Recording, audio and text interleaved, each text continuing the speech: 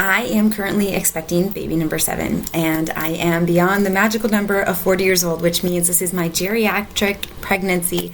And yet there are a lot of things that I am doing and not doing in my pregnancy in my 40s with baby number 7. So if you're curious what some of those things are and how to support your body pregnant later in life, then join me as we talk through some of these very practical things. If you're new here, I'm Rita Johnson. I'm the owner of Health and Hormones, and here you'll find all things fatigue solutions, period help, and so much more. Let's dive in. So I am currently pregnant with baby number 7. Baby number 6 is 1.5 years old. So definitely a different season for me. My oldest actually just graduated from high school a week and a half ago as I am recording this. And so it's been this wild, amazing, crazy ride. And a little insane, to be honest. But I really do say when people ask me how I'm feeling, I've never felt this good in pregnancy. And so I just want to unpack some of the things that I am prioritizing at this stage in life. So I definitely know that I know better now how to support my body than I did when I was 23 and pregnant with my oldest. Some of those things include I know really well how to support my blood sugar balance. There's still days I'm not perfect. There's nights that I wake up and I feel hungry, and I know that in part I'm waking up because my blood sugar has gotten so low. But overall, those days are more rare, and I understand those signals. I can stop and evaluate, what did I eat for a bedtime snack? What did I eat for dinner? Did I have enough protein and healthy fats? Did I have enough healthy carbohydrates? For me, I tend to be somebody that is lower on the glycemic index, but still very much dealing with erratic blood sugar levels. So it's very important for me to prioritize balancing my blood sugar.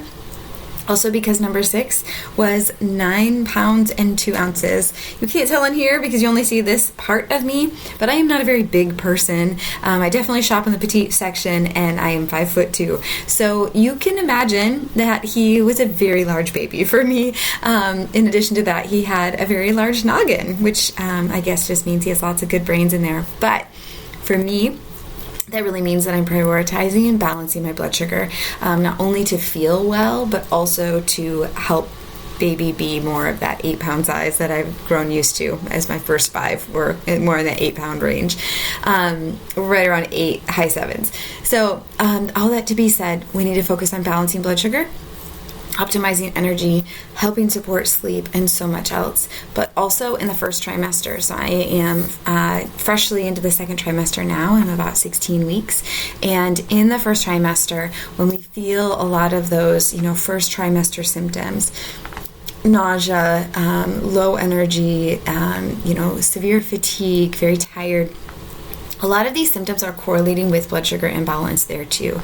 And on top of that, the fact that we tend to crave very simple carbohydrates can really cause us to spiral there, right? That's going to send us on this blood sugar roller coaster instead of stabilizing it. And so what I like to do and tell other people to try to do if you're in the first trimester when you're listening to this is to try to do things that kind of trick your brain into thinking you're giving it simple carbohydrates.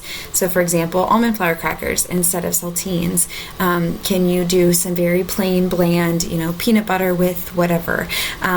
Just being sure that you're not getting just a carbohydrate by itself. So for example, instead of just having a plain apple, always do an apple with as much peanut butter as you can stomach. Trying to add some nuts, if you can have nuts. Otherwise, try some cheese alongside of that fruit. Don't do naked carbohydrates. Try to pair them with proteins and healthy fats. And that's really going to go a long way to balancing your blood sugar and in turn helping to support some of those pregnancy symptoms. Okay. Another thing that I am not worrying about, actually, this pregnancy is I'm not worrying about what is or isn't too much. I've come to get really good at understanding my body's cues and knowing when I've done too much or life has thrown me some curveballs, like the day my son had his graduation open house. I just know that the next day or the next 2 days, maybe 3, I need to really prioritize getting adequate sleep at night. And this was a challenge. We had a lot of family in town, but I know for myself, I need to be horizontal in bed for 8.5 to 9 hours.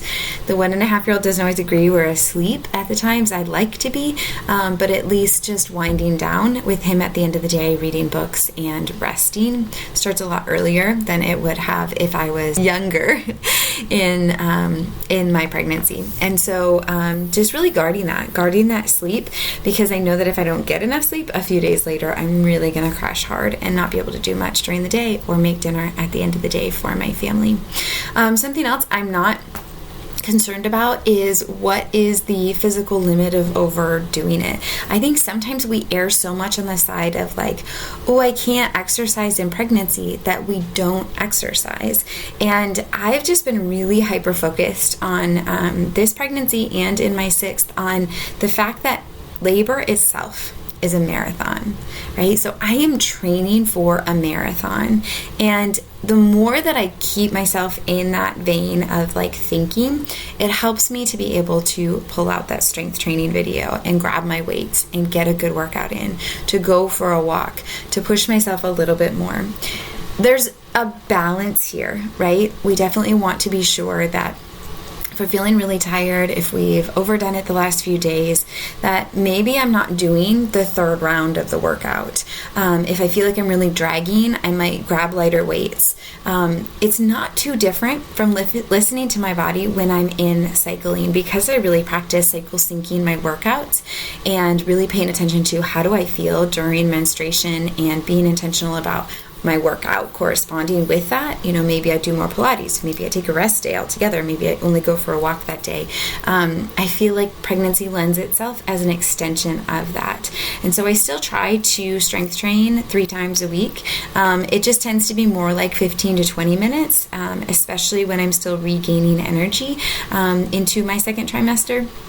Whereas in my 3rd trimester, I might actually push it more. I might do more 30-minute workouts as long as I'm getting good sleep and able to nap those days, or whatever it is, however I need to refill my cup after really pushing it. But again, because I'm focusing on the fact that labor is a marathon, then I'm able to really find that deep energy I have buried in there somewhere and help to lean into that. And I do feel that that has helped both of these pregnancies just to be a lot smoother already, right? I'm only at 16 weeks, but I can confidently say that my first 4 pregnancies were much harder by this point than this in my last one when I was 39.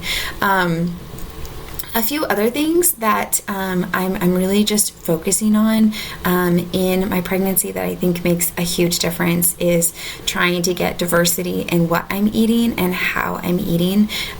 Eating that big healthy salad. There were times, especially in 1st trimester, when I wasn't feeling well and I just tried to be gentle with myself. But then if there was times that I was like, a salad doesn't sound too bad, I always went for the salad, right? I always tried to add some of that diversity to what I'm eating on my plate, because the more that we do that, the more baby is going to come out and be exposed to that as I'm eating food through my breast milk. Baby is tasting these different flavor profile, and then we'll also have a healthier little toddler that wants to eat widely. And the more that we eat widely and those food and nutrients pass over the placenta, the more the baby grows accustomed to those different flavors. This is why some people say things to me like, oh my gosh, my toddler's so weird. They really like to eat lacto-fermented foods. Yeah, we have 4 different kinds of sauerkraut in my fridge. And I think to myself, if you are somebody that has 4 different kinds of sauerkraut in your fridge, it's not just because your baby likes it. It's also because you like it and you've been eating it. And so baby was exposed to that in utero. Baby's exposed to that through your breast milk if you're able to breastfeed. And so then baby then also wants it. And, I think that the last thing I've really been focusing on in this pregnancy is just the fact that my body knew what to do.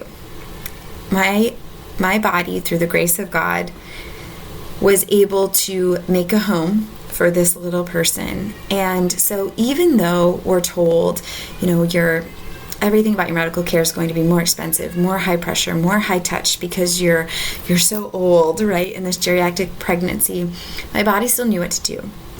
Because my body knows what to do, I can trust it, and I can lean into the intuition that my body has when it tells me I need to rest, when it tells me I need to slow down, but also when I feel really good and I can push through and I can do hard things and I can gear up and prepare for the marathon that is labor at the end of this pregnancy. And ultimately just not letting that get me down emotionally, really focusing on that and leaning into that beautiful intuition that God has given my body in this amazing season when I still get to do this, even though I'm in my 40s and never thought I would be somebody that was 40 and pregnant. So I hope this helps you, encourages you, really leaning into the fact that it's really God's timing, it's God's plan, and the more that we acknowledge that with these new lives that are entrusted to us, the more that we can just come at this from this place of peace and rest and knowing that our body is really smart and knows what to do in this situation. So if you like content like this, please like and subscribe for more from me, and let me know what questions do you have about pregnancy in the 40s.